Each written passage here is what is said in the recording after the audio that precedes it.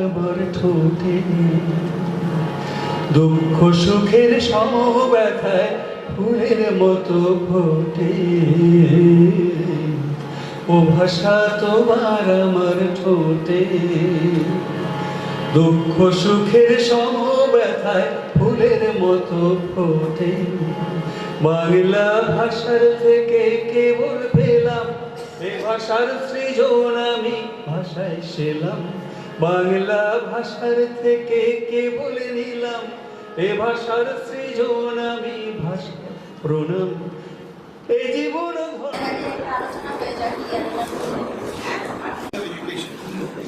Education কথাটার সঙ্গে যে অনুসঙ্গটা সাথে জড়িয়ে আছে, ইউনিভার্সালি যেটা সত্য এবং এডুকেশন সম্পর্কে এর থেকে ভালো কথা কিছু হয় না, সে কথাটা বলে গেছে বিবেকানন্দ স্বামী বিবেকানন্দ।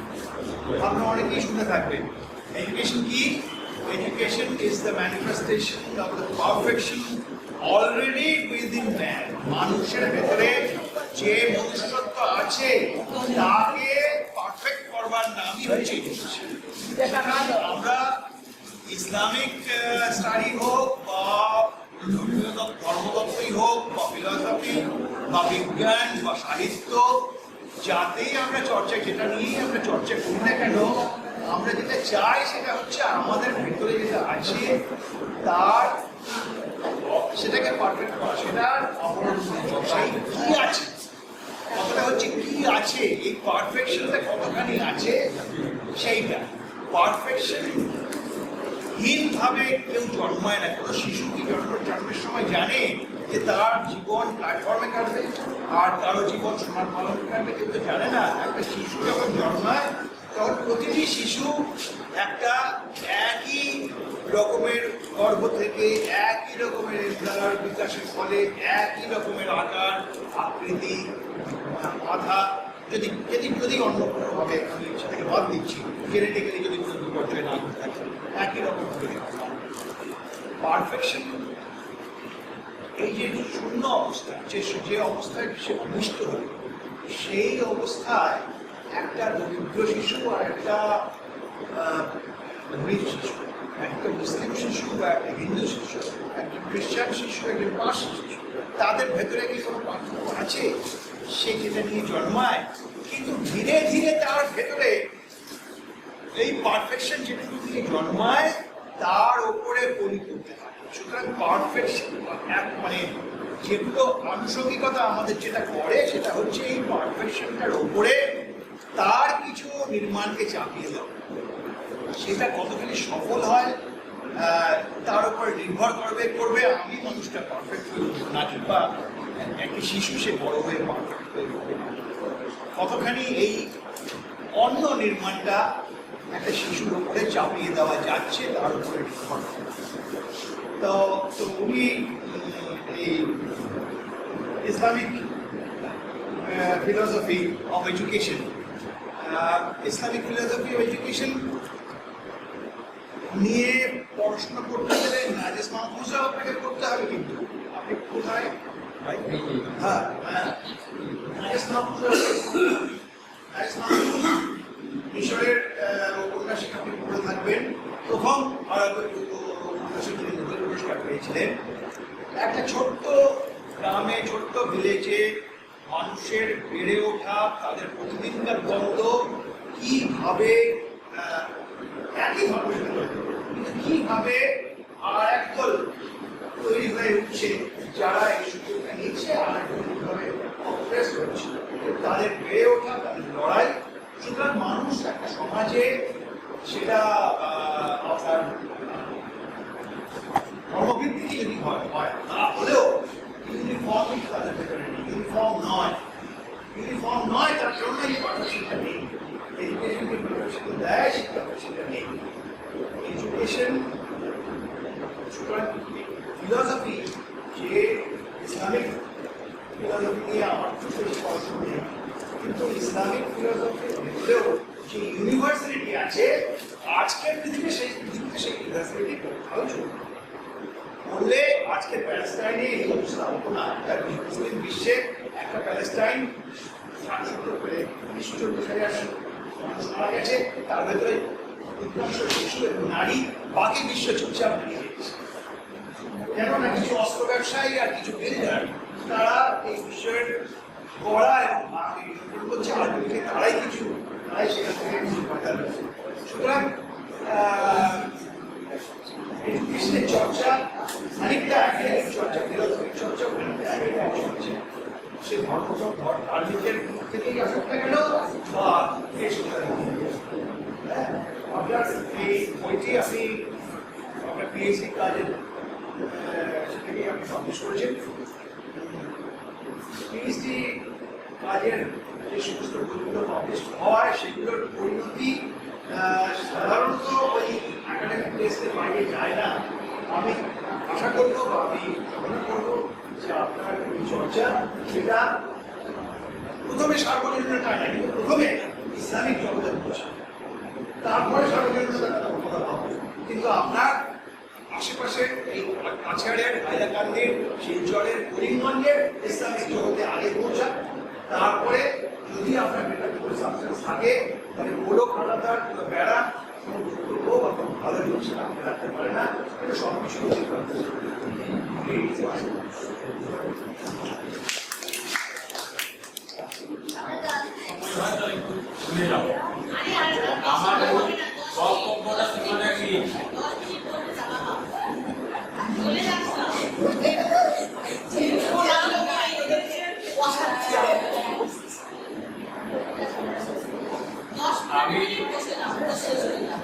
আমি রাজীব থাকি।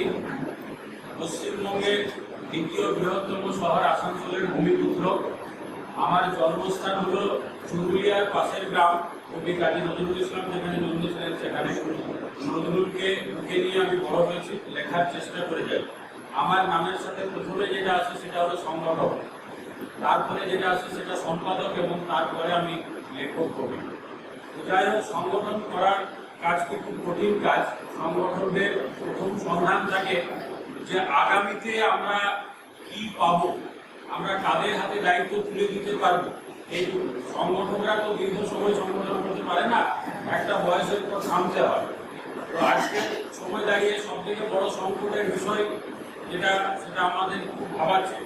আমার অনেক ক্যালকুলেশন, আমি বিজ্ঞানের ছাত্র, বিজ্ঞানগতভাবে ক্যালকুলেশন করে আমি যেটা দাঁড়িয়েছি সেটা খুব দুর্বিষহ সময় আজকে বাংলা ভাষা, বাংলা সাহিত্য আমরা লিখে দিচ্ছি গাদা, আমাদের বই প্রকাশ হচ্ছে প্রচুর। সেই বই আগামী 50 বছর পর কারা পড়বে, আগামী 100 বছর পর বাংলা ভাষা থাকবে না। আমি বলে যাচ্ছি আজকে এখানে দাঁড়িয়ে লিখে রাখবো, 100 বছর পর হয়তো কেউ থাকবেন না, লিখে যাবেন।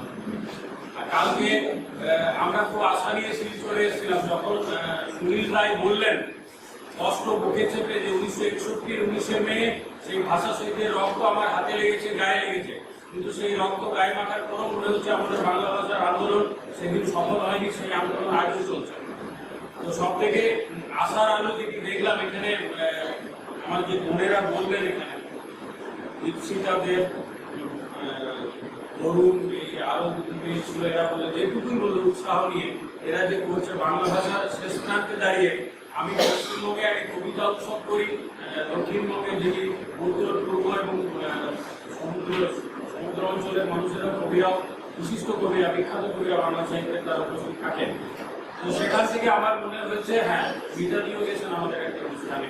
তো আমাদের সেইখানে দাঁড়িয়ে মনে হয়েছে কি আজকের সময়ে আমরা এই দায়িত্ব তুলে দিতে গিয়ে দেখছি যে কারা লিখছে। এই সময় তরুণ প্রজন্ম সিরিয়াসলি বাংলা সাহিত্য পড়তেছে না। ম্যাগাজিনে লিখি, দুটো শখে কবিতা লিখি, ছড়া লিখি, বিয়ে বাড়িতে ছড়া লিখি, এগুলো না, সিরিয়াসলি বাংলা সাহিত্য করতে আসছে কারা। এই সমীক্ষা করতে গিয়ে আমরা একটা পরিকল্পনা করলাম যে আমরা এবছর যে নবান্ন কবিতা উৎসব, এটা আমরা উৎসবটার নাম আমাদের রাঢ় বাংলার নবান্ন একটা বিরাট উৎসব, সেটাকে কেন্দ্র করা হয়। তো সেখানে গিয়ে আমরা কাদেরকে ওখানে দায়িত্ব দিতে পারবো আগামী দিনে, এই সমীক্ষা করতে গিয়ে আমাদের মনে হলো এই বছর আমরা এমন মানুষকে, ছেলেদের খুঁজবো যাদের জন্ম 2000 সালের পর। এই সমীক্ষা করতে গিয়ে আমরা কয়েকটা চেনাও ভালো লেখা আমরা সংগ্রহে পেয়েছিলাম, তাদের সাথে যোগাযোগ করে জানতে পারি তাদের কারো 98, কারো 97, 98 গিয়ে থামতে হচ্ছে আমাদের, 99 বা তারপরে এমন কেউ কবি জন্মগ্রহণ করছে না যারা সিরিয়াসলি বাংলা সাহিত্য করছে। অথচ আমরা জাস্ট কলেজ লাইফ শুরুর সময় সিরিয়াসলি লিটল ম্যাগাজিনে যাওয়া, অংশগ্রহণ করা, জানার আগ্রহ, লেখার চেষ্টা করে গেছি। তাহলে আমরা এই মুহূর্তে যদি হিসাব করি 24, আমি ধরে নিচ্ছি না যে কাল সকাল থেকেই বাংলা সাহিত্যে সিরিয়াসলি তৃতীয় কিছু 2000 সালের পরে জন্মগ্রহণ করা ছেলে মেয়ে এবং তারা বাংলা সাহিত্যটাকে উঠে দেবে। তাহলে এই সময়টা আসবে না, এইটা ভেবে নিয়ে যে আমরা আপাতত 26 বছর পিছিয়ে আছি, যদি এটা নাও হয় হয়ও করে নিচ্ছি, তাহলে 26 বছরের যে গ্যাপ তৈরি হলো, এই গ্যাপটা পূরণ করবে কে? আমার খুব ভালো লাগলো যে বরাক উপত্যকায় এসে এরকম একটা আসাম বিশ্ববিদ্যালয়, এত সুন্দর সাজানো গোছানো একটা বিশ্ববিদ্যালয়। আমি অনেক বিশ্ববিদ্যালয়ে গেছি, তাদের আয়োজনে অনেক অনুষ্ঠানে অংশগ্রহণ করেছি, সেখানে গিয়েও এই পরিসরটা দেখে আমি অভিভূত হয়েছি যে এরকম একটা প্রান্তিক, বলবো এটা বাংলা ভাষার প্রান্তিক জায়গা, সেখানে তপোধীর ভট্টাচার্যের নাম সারা বাংলা সাহিত্য জুড়ে বিখ্যাত, তাকেই আমরা চিনতাম, তার হাত ধরে জানতাম যে বাংলা ভাষার অগ্রগতির যে দিকটা এখানে কিছুটা আমরা জেনেছিলাম, তার বক্তব্য শুনে আরো অনেক বেশি অভিভূত হয়েছে। কিন্তু আজকে ভালো লাগলো এই যে মেয়েটি সেটা যে কবিতা দুটি পড়লো, তার কবিতার গভীরতা এবং তার দৃঢ়তা বাংলা সাহিত্যের, ওই যে বললাম আমার কণ্ঠের জোর বাড়াচ্ছি, এই জোর বাড়ানোর জন্য যে আমাদের এই ছেলেমেয়েরা আছে এখানে, এটা কিন্তু আমাদের অনেক বেশি পাওয়া। আমরা এমনও হয়েছে যে অনেকেই ধরে নেয় যে বাংলা সাহিত্য নিয়ে সে মাস্টার ডিগ্রি করেছে, সে বাংলা সাহিত্যের বিশারদ, যে বাংলা সাহিত্য নিয়ে পড়াশোনা করেছে সে বিশারদ। আপনারা ইতিহাস ঘেটে দেখুন, বাংলা সাহিত্যে যারাই শীর্ষে বিরাজমান তারা ম্যাক্সিমাম বিজ্ঞানের ছাত্র। বিজ্ঞানের সঙ্গে সাহিত্যের কোনো দূরত্ব নেই, কোনো ব্যবধান নেই, একটা ওতপ্রোত সম্পর্ক জড়িয়ে আছে। তো সেই জায়গাটাকে বুঝে আজকে এইটা বিরাট আমার একটা নিয়ে যাওয়া, আমার যে একটা আমি প্রচন্ড মানে এই জায়গাটায় গিয়ে দাঁড়িয়ে আমি একটা পত্রিকা সম্পাদনা করি প্রত্যেক মাসে। অনেকে বলে, অনেকে আমাকে জ্ঞান দিয়েছে বড় বড় মানুষ, যে প্রতি মাসে এরকম মকর সংসারে এত টাকা খরচা করে পত্রিকা করতে করো, তোমার সংসারে আমি ঝামেলা বাঁধিয়ে দেবো, তোমার বউকে বলবো এরকম এই পত্রিকা করে টাকা খরচা করে দিচ্ছে, প্রতি মাসে করার চিন্তা 3 মাসে একটা করো, কিছু বাছাই লেখা নাম। আমি বললাম না, আমি ধারাবাহিকতায় বিশ্বাস করি। আমি আমার বাবাকে দেখেছি, আমার বাবা বৃষ্টি পড়লে ছাতা নিয়ে শীতকাল কোনোদিন মর্নিং ওয়াক বাদ নেই, আর আমি আজ পর্যন্ত এই বয়সে এসেও প্রত্যেকদিন ভাবি আমি মর্নিং ওয়াকে কাল থেকে বেরোবো, আমার বেরোনো হয়নি, ওই করবো। আমি ধারাবাহিকতায় খুব বিশ্বাস করি এবং সেই নিরিখে আমার মনে হচ্ছে প্রতি মাসে যদি আমরা একটা লিটল ম্যাগাজিন করি তাহলে সেখানে মানুষকে দায়বদ্ধ করতে পারবে। আমরা গর্ব করে বলছি 14 বছরে একটা লিটল ম্যাগাজিন 52 জন লেখকের জন্ম দিয়েছে, যারা প্রথম কবিতা লিখেছে বা গদ্য লিখেছে আমাদের 52 জনের মধ্যে 3-4 জন বেশ ভালোভাবে লিখছে, নিয়মিত লিখছে। এই জায়গাটায় ধারাবাহিকতার জায়গাটা যদি আমরা ধরতে না পারি, বাংলা সাহিত্যে আমরা 100 বছর পর একদম পুরো নিশ্চিহ্ন হয়ে যাবে। আমি বলছি আজকে বাংলাদেশের অবস্থাটা দেখছেন কিভাবে একটা অন্যরকম আন্দোলন গড়ে উঠছে, রক্তনিহিত বিষয়গুলো আমরা সবই জানি, ঠিক আছে। এরপরেও আমার ভালো লাগলো বরাক অঞ্চলে এই স্বাধীনতার আন্দোলনের উপরে গবেষণা গ্রন্থ স্যার একটা প্রকাশ করেন, আরেকটা প্রকাশ হয়েছে আমাদের ওখানে অনুষ্ঠানের শিলচরে। তো এই কাজগুলো যে প্রকাশকের ভূমিকা সেটাও অস্বীকার করার কোনো জায়গা নেই, তিনিও দায়বদ্ধতার সঙ্গে সেখানে তথ্য, সেখানে সংগ্রহ আরও একটা ভূমিকা থাকে। তো যাই হোক, বাংলা সাহিত্য আশার আলো দেখতে পারে। বরাকের বাংলা ভাষা নিয়ে একটা হতাশার জায়গা অনেকেই প্রকাশ করেছেন, তারপরেও এখানে মহিলা ভট্টাচার্যের মতো সম্পাদিকা আছেন, তিনি মহিলা হয়েও ওই 18 বছর ধরে অবশ্যই মহিলাদের অনেক বাধা থাকে, মহিলাদের অনেক বাধা থাকে। আমরা যতই বলি এন্ড অফ দ্য ডে আমাদের স্বীকার করতেই হয় যে সন্তান পালনের দায়িত্বটা মহিলাকে পালন করতে হয়, কিছু রান্না করে দেওয়ার হলে সেই মহিলাটাকে দায়িত্ব পালন করতে হয়। এটা আমরা যতই বলি, যতই বলা করি, এন্ড অফ দ্য ডে হ্যাঁ, এরপরেও যে লড়াইটা সেই লড়াইটাকে কাছে আমাদের স্বীকার করতে হয়। আর এই ওরা আমাদের বোন বলি বা আমাদের কন্যা সময় তাদেরকে বলবো, এদের আমার মনে হয় ইপসিতা বা এরা যারা রয়েছে তাদের বয়স জন্ম 2000 সালের পরে 98, আমি সেই 98 আটকে যাচ্ছি বারবার। যাই হোক, আমি আমার এই সন্ধান জারি থাকবে, চলুক বাংলা সাহিত্য, চেষ্টাটা চলুক এবং সেই চেষ্টায় একদিন আমাদের সাফল্যের মুখ দেখাবে। হ্যাঁ, আমি তো যাই হোক, আমাদের এই চেষ্টাটা চলুক। বাংলা সাহিত্যের বিপর্যয় আমরা মনে প্রাণে সবাই বুঝতে পারছি যে কোন জায়গায় আমরা দাঁড়িয়ে আছি। বিভিন্নভাবে আক্রমণ হচ্ছে, তো এই আক্রমণের রুখে দাঁড়িয়ে মিতাদির মতন, মিতাদির আমি কাজ 10-12 বছর ধরে দেখছি। আগে নিয়মিত আমাকে পাঠাতেন পত্রিকা, আমার কিছু সংগ্রহে আছে, আমি লিখেওছি ওনার কাগজে অনেক আগে। তো সেই জায়গায় দাঁড়িয়ে আমরা অবশ্যই ওরাকে আমি খুব আশার আলো দেখতে পাচ্ছি বাংলা ভাষায়। ত্রিপুরায় দেখে এলাম, ত্রিপুরা অত্যন্ত ভালো লেগেছে। শুধু শোনা আর দেখার মধ্যে একটা বিশাল ফারাক থাকে, সেই ফারাকটা অনেকটা পূরণ হলো। আর বারবার ইচ্ছা থাকলো যে এইরকম আমি সেটাকে বলবো যে ওদের হাত ধরে আরো বেশি। আমি মনে হয় আজকে এটা পরীক্ষার ব্যাপার বা তাৎক্ষণিক একটা আয়োজন, সেই জন্য উপস্থিতিটা সেইভাবে করা যায়নি। বাংলা বিভাগ ছুটি হলে আমরা আরো অনেক কিছু পেতাম। যাই হোক, ধন্যবাদ আমাদের বলার সুযোগ করে দেওয়ার জন্য, আমাদের রাইটার্স ওয়ার্ল্ড এবং আমাদের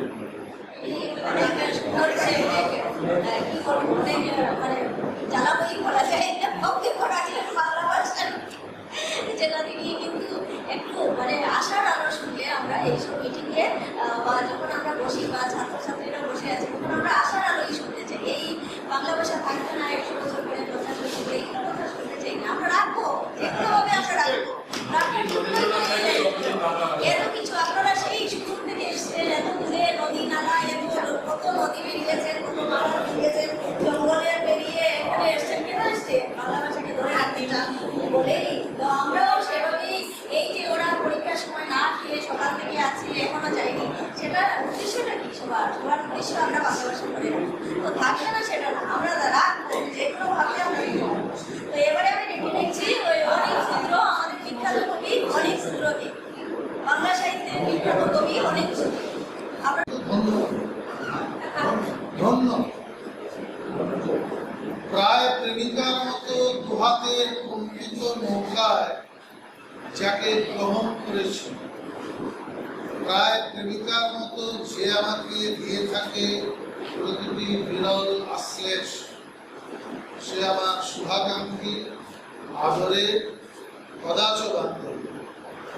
প্রায় প্রেমিকার মতো তারও রাত্রে ঘুম হয় না অথবা বিষাদ হয় না, কিভাবে তা বলি অসম্ভব। তার চিবুকের দিকে নেমে আসা আষাঢ়ের ভাষা আমি জিভ দিয়ে শুষে নিই, অনুপদে তাপ লবণ লাগে যদি। প্রায় প্রেমিকার মতো সে আমাকে খেলতে দেয়, যেরকম খেলা হয়ে থাকে আর জিভ শুধু উন্মাদনা, তৃতীয় দর্শককে। প্রায় প্রেমিকার মতো সে আমাকে জানতে চায় যতটুকু আমি তাকে জানি। ধন্য মানব স্ত্রী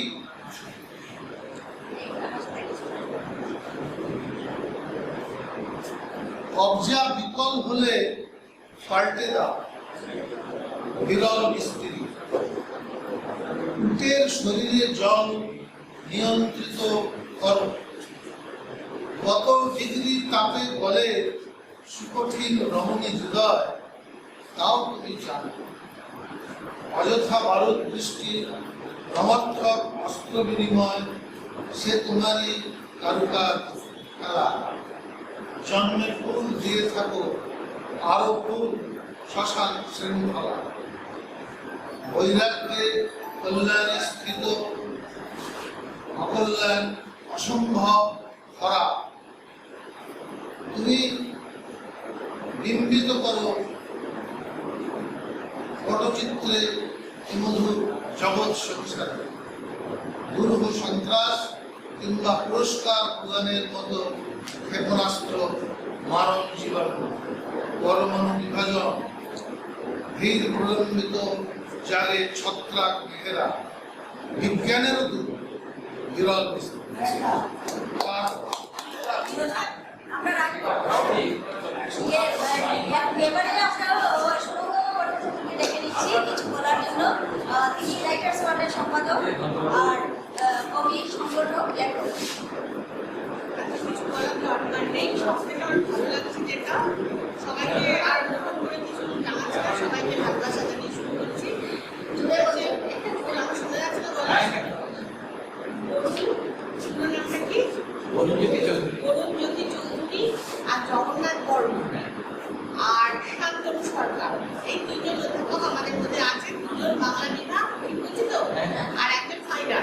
পারফর্মিং পারফর্মিং আর্ট। এই তিনজন আর দুটি কাজের ছাত্রছাত্রী, এরা পদার্থবিদ্যা ডিপার্টমেন্টে আমাদের নিয়ে একটু আলোচনা সভা, কবিতার কাজে আদান প্রদান এটা সম্পন্ন করছে। তাই জন্য তাদেরকে অনেক অনেক ধন্যবাদ জানাচ্ছি। আরো খুশি হতাম বাংলা বিভাগ সহ এখানে অনেক পশ্চিমবঙ্গের বঙ্গ থেকে আসা অধ্যাপকরা রয়েছে, তারা যদি আমাদের সাথে এখানে এসে মিলিত হতেন, তারা পারতেন মিলিত হতে, আমি খুব ভালো করে জানি, কিন্তু হননি। এর জন্য দুঃখ প্রকাশ করছি। এছাড়া যেটা একটু বলার আছে, আমার মনে হয় এটা একটু সবাইকে বলে দেওয়া ভালো, যে পশ্চিমবঙ্গে অনেকে বলে যে আমার জমিদারি ওটা, আমি বাংলা ভাষার 1 নম্বর কবি, আমার অনুমোদন ছাড়া কেউ কবি হতে পারবে না, এরকম এখানে একটা গুজব আছে এবং আস্ফালনও আছে। আমরা এটা তীব্র বিরোধিতা করছি, প্রতিবাদ জানাচ্ছি। বাংলা ভাষার কবিরা কেউ এত হনু হয়ে যায়নি যে এই বিশ্ববিদ্যালয়ে এসে তারা অনুমোদন দেবেন এবং আমরা কবি সাহিত্যিক গায়ক গায়িকা হব না, বিশ্বাস কেউ করবেন না, প্রশ্ন করবেন। তার জন্য পশ্চিমবঙ্গের সাহিত্য, বাংলা সাহিত্য একটু পড়তে হবে। কারা ওখানে লিখছে, কারা ওখানে জমিদারি করছে বা জমিদারির নামে কি বলবো ওটাকে, মানে ডিক্টেটরশিপ চালাচ্ছে, সবটাই জানতে হবে। সবটা জেনে বুঝে তারপর বিশ্বাস করতে হবে। এটা আমার অনুরোধ, বিশেষ করে তরুণকে অনুরোধ করতেই পারি। আশা করি তরুণ বুঝতে পারছে আমার কথা এবং বুঝিয়েও দিতে পারবো, নিজেও দিতে পারবো না। এটা আরো একটা কথা আমি বলতে চাইছি, সেটা যে আমরা এখানে এসেছি মিতার সঙ্গে কথাবার্তা বলে, 1 সেকেন্ড, মিতার সাথে কথাবার্তা বলে আমরা যৌথভাবে এই বরাক উপত্যকায় বাংলা ভাষা নিয়ে চর্চা করতে কিন্তু এসেছি, আদান প্রদান করতে কিন্তু এসেছি। ও এলে আমি পড়বো না, ও গেলে আমি থাকবো না, থেকো না ভাই, কিন্তু ও আসবে, একটু বলতে চাইছি। নমস্কার, ধন্যবাদ। বাচ্চাদেরকে বিশেষ করে অনেক আদর, তোমরা আমাদের লেখা পাঠাবে, রাইটার ফ্রন্টের অনেকেরই অনেক পত্রিকা আছে, আমার নিজেরও একটা আছে, সেখানে লেখা দেবে। আমি মিতার কাছ থেকে তোমাদের ফোন নাম্বার নিই, ঠিক আছে? ভালো থেকো। বলছি বাংলা ডিপার্টমেন্ট না না সব জানি, জেনে শুনে আমি বলছি। পরীক্ষা শেষ হয়ে গেছে, নাহলে ওরা এলো কি করে জানি আমি সব কিছু পাঠ করছি। রহমতুল্লাহ বিয়ে হয়ে গেছে এবং তার বান্ধবীর সঙ্গেই হয়েছে। রহমতুল্লাহ আর তার বান্ধবী দিন যাপন করে চলছিল, কিন্তু দিন খারাপ যেতে লাগলো। রহমতুল্লাহর বউ অসুস্থ এবং তাদের মধ্যে খবর এলো রহমতুল্লাহর বউ মারা গেছে। মারা যাওয়ার খবর শোনার পর সে আর কিছুতেই স্থির থাকতে পারে না, সে অজ্ঞান হচ্ছে, সে বেহুশ হচ্ছে। আর তার ভাবিরা বলছে এরকম করলে হবে না, লাশ আসছে, তুমি একটু ক্ষমতা নিয়ে উঠে বসো, শরবত খাও। রহমতুল্লাহ হাত দিয়ে পেয়ে চলে গেছে। শেষমেশ ওদের একটু শরবত খাওয়াতে পারলো। ওদিকে কবর পোড়া চলছে, লাশের স্নান দেওয়ানো চলছে, লাশ কাপড়ানো চলছে। তারপর লাশকে যখন দরজার মধ্যে রেখে নিয়ে যাচ্ছে, সবাই বলল রহমতুল্লাহ তুমি সামনে এসো, তোমার স্ত্রীকে কাঁধে নিতে হবে। রহমতুল্লাহ ধীর পায়ে এগিয়ে গেল, তার কাঁধে একটা ডান্ডা এসে পড়লো। রহমতুল্লাহ এগিয়ে যাচ্ছে, কিন্তু কিছুতেই সে এগোতে পারছে না। বারবার সে বলছে আমি পারবো না, কিছু নিয়ে যান। লাশ জানালার কাছে, জানালার তলায় গাছ দারুণ ফুটেছে, পাশে বকুল আর সামনে লবণের ঘাট, যে ঘাটে রহমতুল্লাহ অনেকবার জানতে রাতে এসে গল্প গুজব করে পা ধুয়ে ফিরে গেছে জ্যোৎস্নাকে আর জোনাকিকে সাক্ষী রেখে।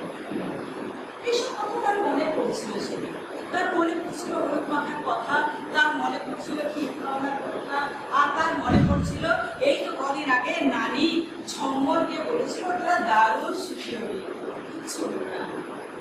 এখন রহমতুল্লাহ স্ত্রীকে কবরে শোয়ানো হলো। প্রথম এক মুঠো মাটি দেওয়ার পরে বলা হলো মিনহা খালাকনাকুম, তোমাকে এই মাটি থেকে তৈরি করা হয়েছিল। উপস্থিত সকলে এই মাটি নিয়ে এক মুঠো মাটি দিয়ে বললো মিনহা খালাকনাকুম। দ্বিতীয়বার মাটি নিয়ে বললো বলো ফিহা রাইতুকুম, তোমাকে এই মাটিতেই প্রকৃত করা হলো।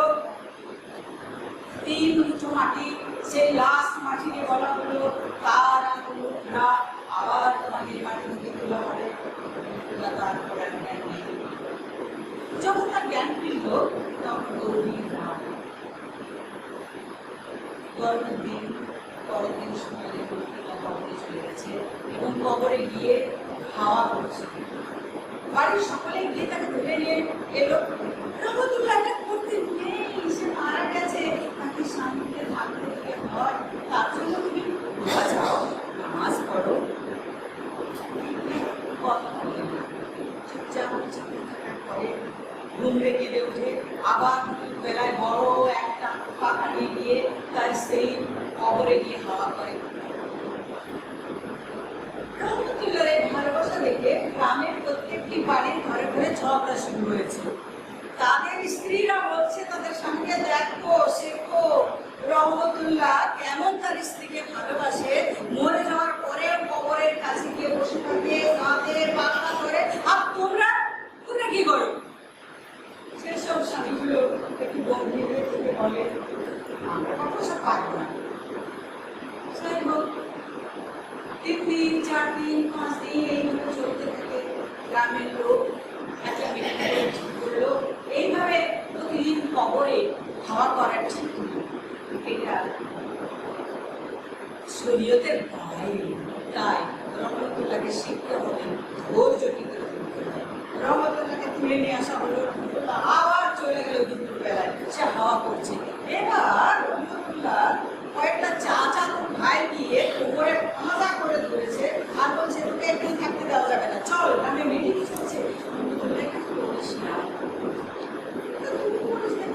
হ্যাঁ আমার মনে যাওয়া উচিত ছিল, কিন্তু আমি তো মরিনি।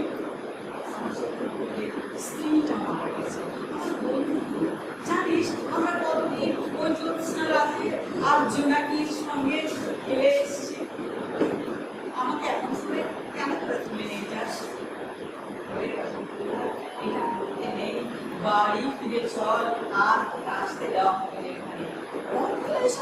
খুব রেগে গিয়ে বললো মানে আমি তোদের পাকা ধারে কি বল দিয়েছি? বললো না পাকা ধারে মন দিচ্ছে, তুই তাহলে কবরের হাওয়া করিস কেন? ওরে কত ভাগা, কবর না শুকালে আমি বিয়ে করতে পারবো না। বলতে চান রশিদ সাহা কিছু, কবি সম্পাদক রশিদ সাহা কিছু যেটা দায়ের আসে সেটা করার জন্য এসছি আপনাদের বই আগে করে বাংলা ভাষার জন্য, যে কোনো মাতৃভাষার জন্য যে কথাগুলো বলার দায় আছে সেগুলো নিজে যেচে করতে চাইলাম। যে কোনো ভাষারই আধুনিক পৃথিবীতে বয়স 1100 থেকে 1150 বছর। যদি আমরা একটু দেখি প্লুটোনিক ভাষা থেকে যে বাংলা ভাষা, এই ইংরেজি ভাষার যে বা জার্মান ভাষা বা ইউরোপের পশ্চিম ইউরোপের যে ভাষাগুলি সেগুলি 1150-1200 বছর টিকবে বলে ভাবা হয়েছে। কিন্তু এরপরে ইংরেজি ভাষাটাও ভেঙেছে, ইংরেজি ভাষাটাও ভেঙেছে। আপনারা ভাষা জানেন, ইংরেজি ভাষাটা ভেঙে একটা আমেরিকান ইংরেজি ভাষা, আরও অন্য উপনিবেশগুলিতে ইংরেজি ভাষা, কানাডার ভাষাটা একটু অন্যরকম ইংরেজি ভাষা ভেঙেছে। মূলত আমি স্প্যানিশ বা অন্য মান্দারিন নিয়ে বলছি না, ইংরেজি দিয়ে বলেই বাংলাটা বুঝতে পারবো। যদি ধরে নিই চর্যাপদের সময়টা প্রথম বাংলার এই সাহিত্যে প্রবেশ করা তাহলে 1200 বছর হতে আরো 100 বছর দেরি।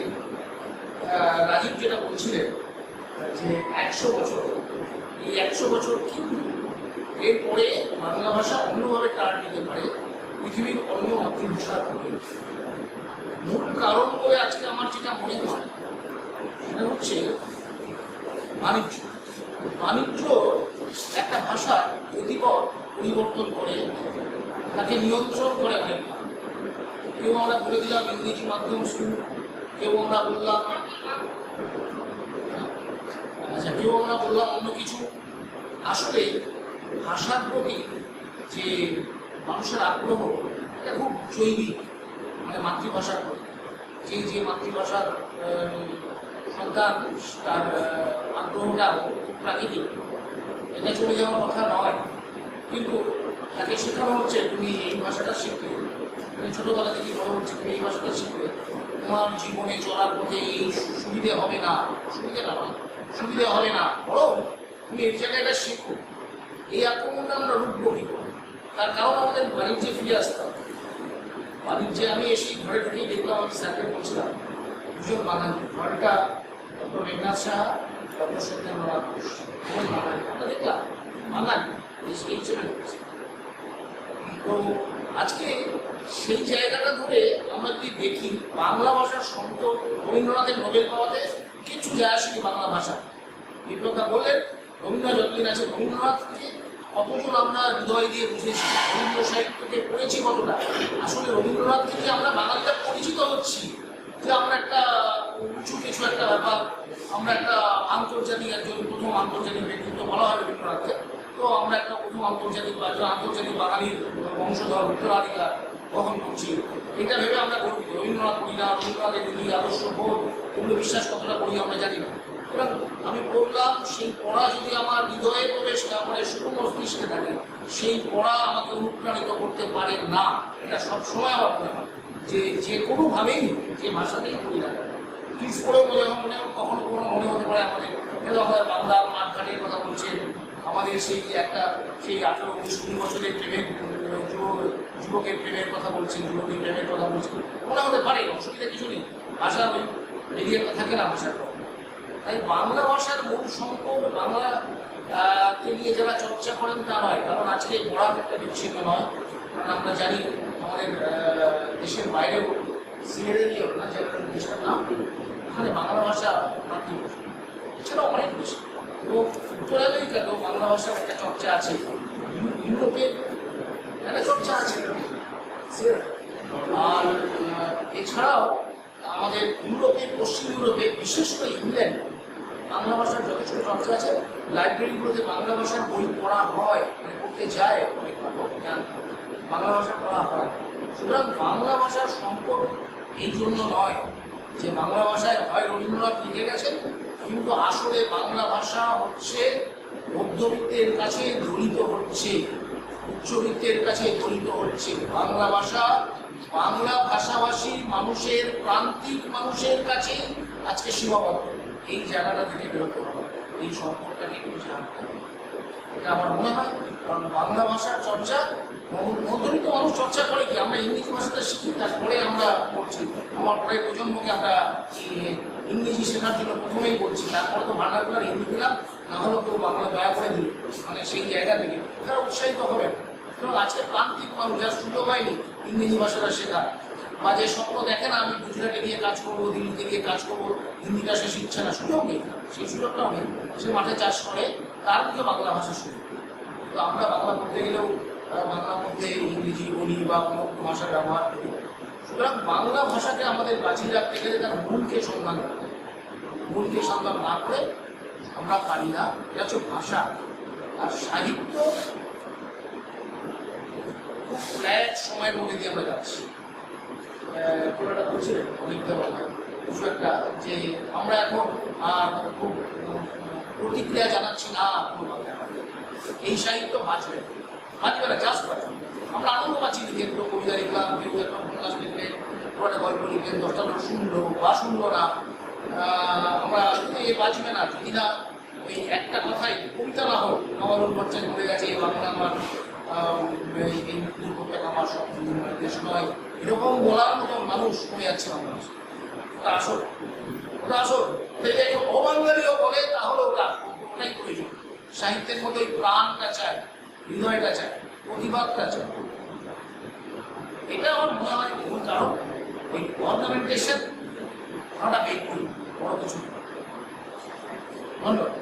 আসলে দুদিন 27 তারিখ আর 28 তারিখে আমি দেখছিলাম, যাকে পেয়েছি তাকেই রেখেছি। মঞ্চে রাইটার্স হলে ওনাকে পাওয়া যাবে। তো কালকেও আমি বুঝেছি না, একবার অ্যানাউন্সও করা হয়েছে মঞ্চে ডেকেছি, কিন্তু ওনাকে পাওয়া যায়। যাই হোক, আরও যাদেরকে তখন ডাকা হয়েছিল না পাওয়ায় পরে ডাকা হয়েছিল, কিন্তু ওনাকে একবার তো আজকে পেয়েই আমি পুস্তক প্রকাশে ডেকে নিয়েছিলাম। ঠিক আছে, এরপরে মৃদুলা ভট্টাচার্যকে ডেকে নিচ্ছি কবিতা পাঠে।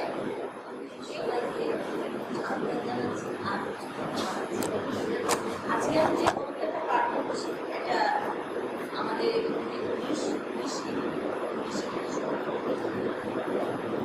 বর্ণমালার ধারে সেদিন ছিল ইতিহাস ওরা ফিরে এসেছে। প্রিয় শহর বর্ণমালার ঘরে স্তব্ধ মিছিলের পর মিছিল, মিছিল পায়ে পা রেখে কৃষ্ণচূড়া নিচে ওরা জিজ্ঞেস করে আমার আমাদের প্রাণের প্রিয় বর্ণমালা। সময় সংকটের ভালো কেউ জানি, তবু তবু বাঁচার লড়াই বারবার কাঁপানো কণ্ঠ জয়ধ্বনি করে ভবিষ্যতের স্বপ্ন লেখা দেওয়ালে। প্রতিধ্বনি জাগে দুর্দিনে বাংলা, ইয়া ও অন্যান্য বর্ণমালা। রক্তিম পতাকা হাতে নিয়ে ওরা চলে যায় প্রিয় শহরে মহামিলনে পিঠের ধরে মাতৃভাষার জয়গান। একই সুরে আরেকটু ভালোবাসার গান, মাতৃবর্ষের শব্দ দেওয়া 11টি গান, নিবেদিত টানে একটি হোক 10টি খায়, গড়া আঁচলে বিনত স্বর্গে লও খড়গে লিখে গেছে বাংলা ভাষা সংগ্রামের স্মরণে ইতিহাস কথা বলে যুগের পর যুগ 1961 19 মে জানা ছিল না কার কখন কৃষ্ণচূড়া রঙের আগুন ধরে অবেলায় আলো রেখে সন্ধ্যা নামে রাতে আগুন ঘাতকের কৈশাচী আঘাত বলে স্বরে বরাকের সবুজ আঁচলে চলে পড়ে নিমেষ অনন্ত আশার স্বপ্ন আঘাতে অবসান। বছরের পর বছর কাটে স্মৃতির জাগরণ হঠাৎ, পুলিশের মঞ্চ, কবিতা গান, নাটক, আলোচনা, মিছিলের পর মিছিল, অজ্ঞের আহ্বান, অতঃপর পুলিশ আসে, পুলিশ যায়। স্বীকৃতির ছোঁয়া লাগেনি এখন অন্তর করতে, তবে স্মৃতি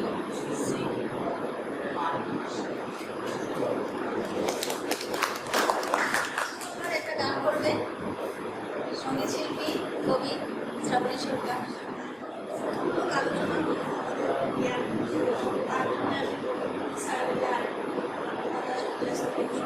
ভলিউম আর একটু বড়। ইউনিভার্সিটির ছাত্র, তাই এটার সঙ্গে আপনাদেরকে আবারও স্বাগত জানাচ্ছি।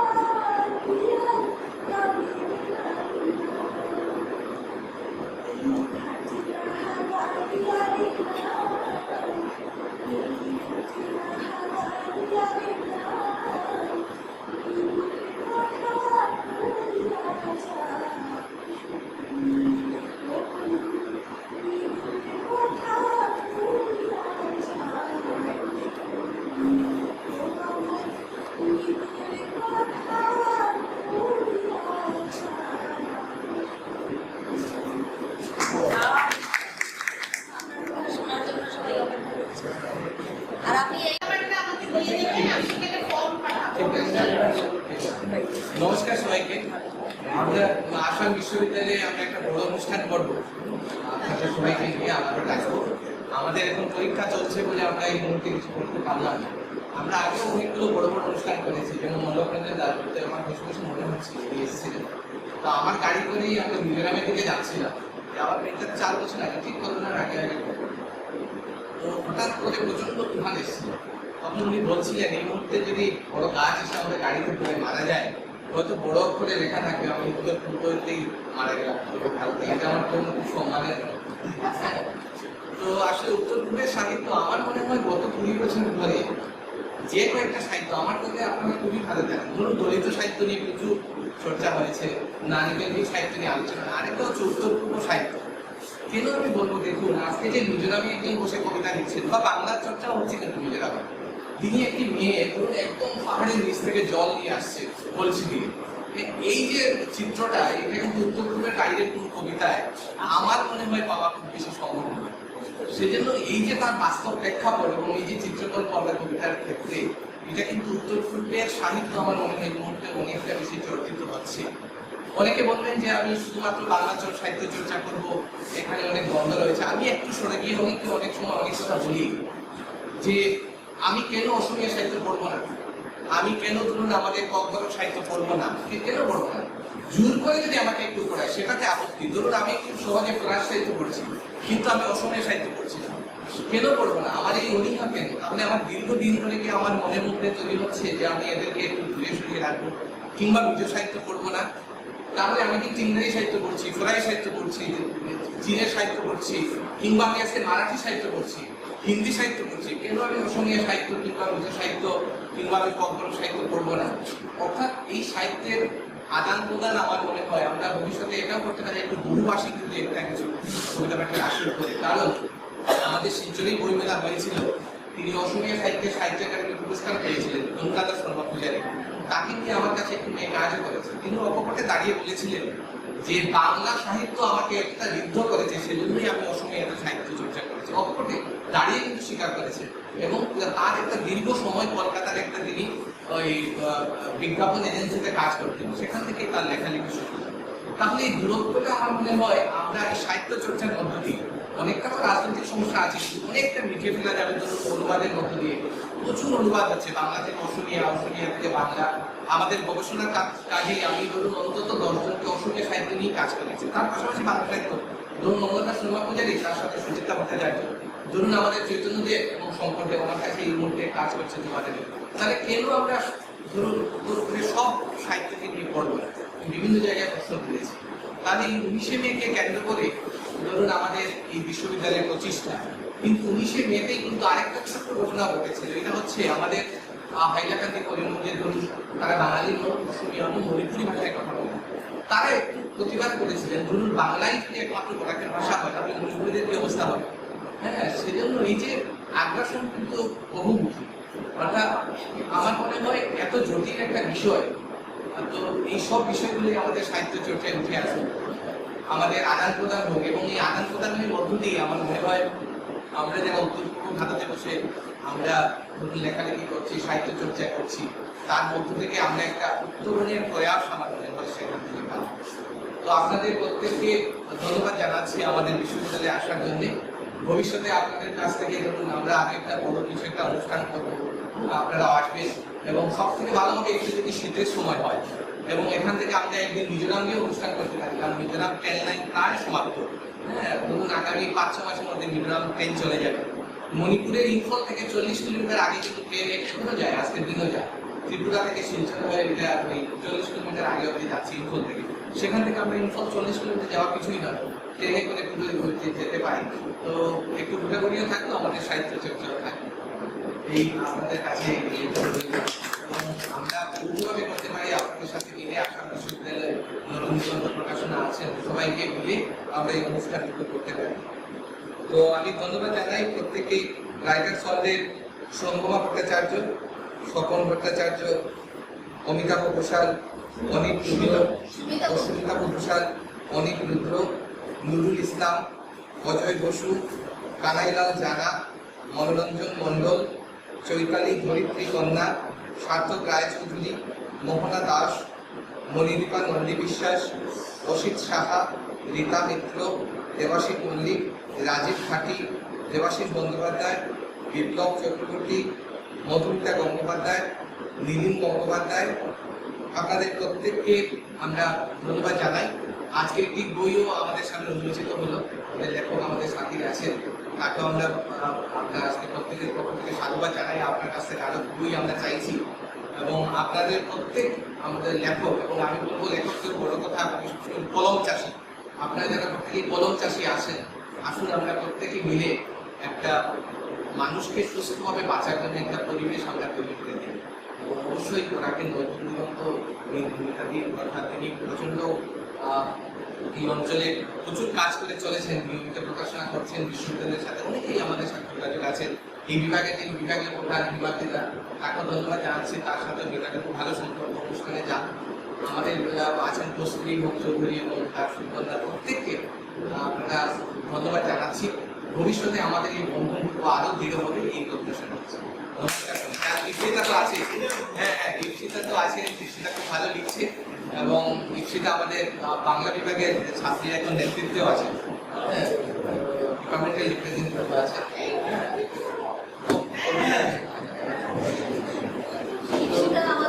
ট্রেনের মাঝখানে আড্ডা দিতে দিতে হঠাৎ প্রশ্ন করলাম, তোমার ভাষা কি? আড্ডার মাঝখানে একজন বলল, আমি অসমিয়া। একজন বলে উঠলো, আরে ধর আমি বড়।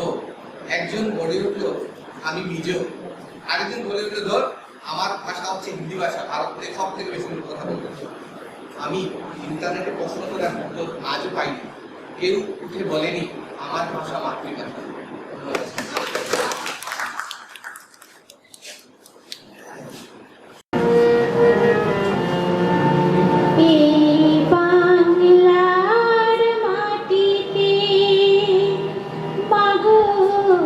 জন্ম আমায় দিও, এই বাংলার মাটিতে মাগো জন্ম আমায় দিও।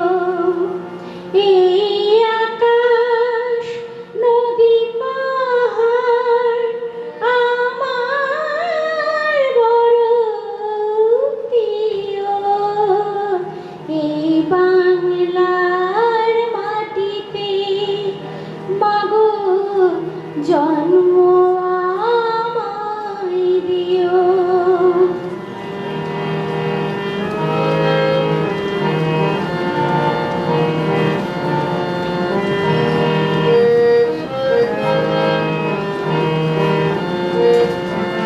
কোথায় বলো এত স্বপন হাওয়াতে ভাসে, কোথায় বলো এত গোকুল বসন্তে আসে। শরৎ আকাশ কোথায় বলো এমন রমণীয়, এই বাংলার মাটিতে মাগো জন্ম আমায় দিও।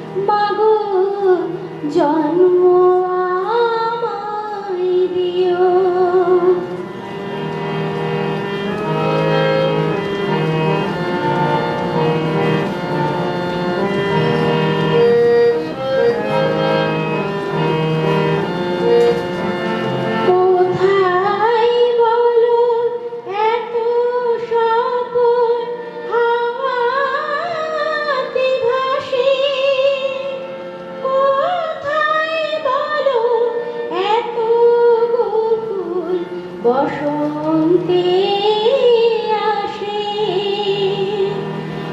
শরৎ আকাশ কোথায় বলো এমন রমণীয়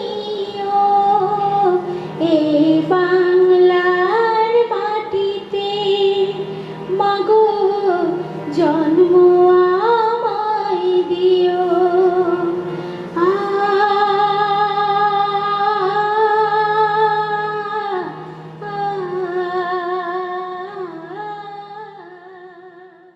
রাতে উড়ে উড়ে তোমার আমার গানের সুরে। এবার আপনাদের জন্য বৃক্ষতলে শুয়ে তোমার দুঃখ ছুঁয়ে, সবাই তলে শুয়ে তোমার দুঃখ আমার বৃক্ষতলে শুয়ে, আহা তোমার দুঃখ ছুঁয়ে, সে বৃক্ষতলে শুয়ে তোমার দুঃখ ছুঁয়ে। ঘুম আসে না, ঘুম স্বার্থপর, এমন যদি হতো আমি পাখির মতো উড়ে উড়ে বেড়াই সারাক্ষণ। এমন যদি হতো আমি পাখির মতো উড়ে উড়ে বেড়াই সারাক্ষণ। পালাই বন্ধে ক্লান্ত ভব ঘুরে পালাই বন্ধে ক্লান্ত ভব ঘুরে ফিরব ঘরে কোথায় এমন ঘর, কি আর এমন হবে, কে পেয়েছে কবে কি আর এমন হবে। কে পেয়েছে কবে স্বপ্নগুলো স্বপ্ন হইল, এমন যদি হতো আমি পাখির মতো উড়ে উড়ে বেড়াই সারাক্ষণ। এমন যদি হতো আমি পাখির মতো উড়ে উড়ে বেড়াই সারাক্ষণ। হঠাৎ ফিরে দেখি নিজের মুখোমুখি শূন্য ভীষণ শূন্য মনে হয়।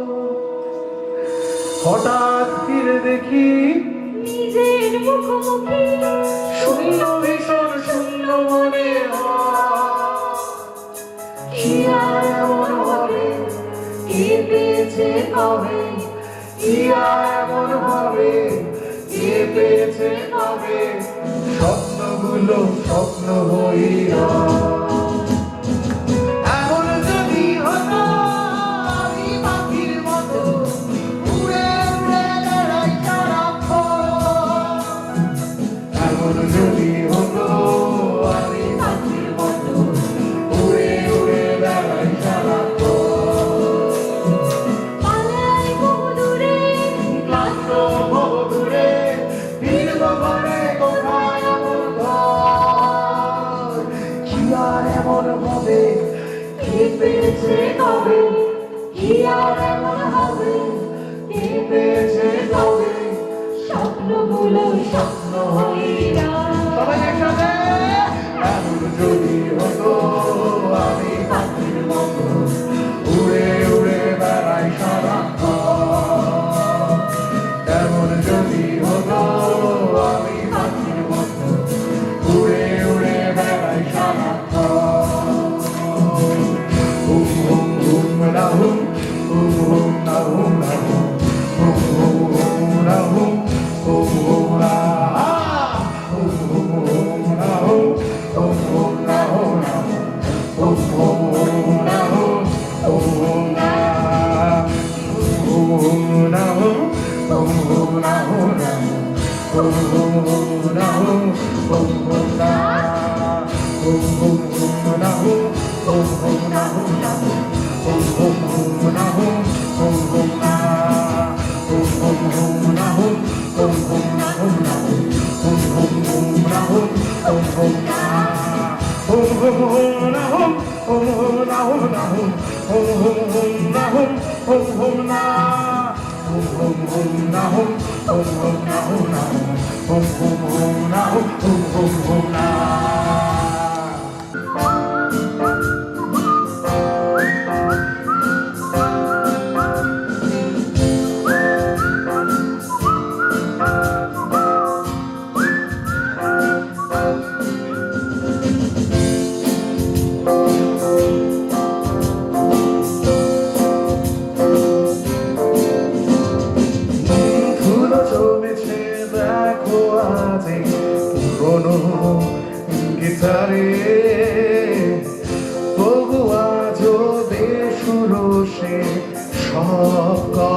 পারে। চলো আজ আমরা সবাই এর সাথে গাই, সুরে হাত ছেড়ে আজ এ শুরু যায়। আমি তুমি আমরা আরবে সুরগান, চলো আজ সবাই মিলে গাইবে সুরগান। আমি তুমি আমরা আরবে সুরগান, চলো আজ সবাই মিলে গাইবে সুরগান। হাসানা বেসুরো, উফ কি যে বেসুরো, সন্তুই বেসুরো, সন্তুই বেসুরো, উফ কি যে বেসুরো, হাসা বেসুরো। আমি